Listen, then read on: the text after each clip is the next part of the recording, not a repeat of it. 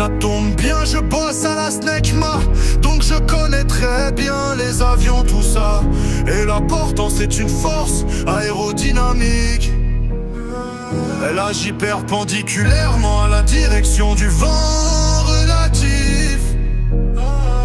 Elle est générée par un écoulement d'air autour d'un profil porteur. La forme du profil impose une différence de vitesse entre l'intrados et l'extrados. La surface supérieure accélère le flux d'air. Par effet Venturi, la pression y diminue. L'intrados, la surface inférieure, garde une vitesse plus faible, donc une pression plus élevée. La différence de pression crée une force résultante dirigée vers le haut.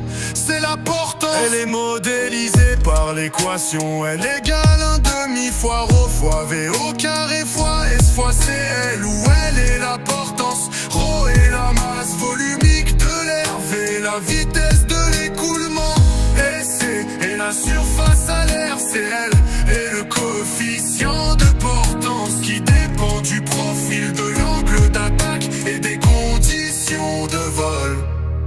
À faible angle d'attaque, la portance augmente avec l'angle, mais si l'angle dépasse une valeur critique, le flux se décolle de l'extrados. Cela provoque le décrochage, la portance chute brutalement et l'aéronef perd de l'altitude. Elle dépend aussi des conditions atmosphériques à haute altitude. La densité de l'air diminue, donc la portance est plus faible, il faut plus de vitesse pour compenser. En phase de vol, la portance équilibre le poids.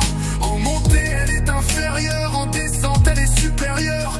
Dans un virage, l'inclinaison impose une composante verticale. La portance doit augmenter pour compenser. La portance ne vient pas du moteur, elle vient uniquement de l'interaction air-profil. Même un planeur peut en générer, tant qu'il y a de la vitesse et un angle d'attaque correct. C'est la base du vol, c'est le cœur de l'aérodynamique. C'est la base du vol, c'est le cœur de l'aérodynamique.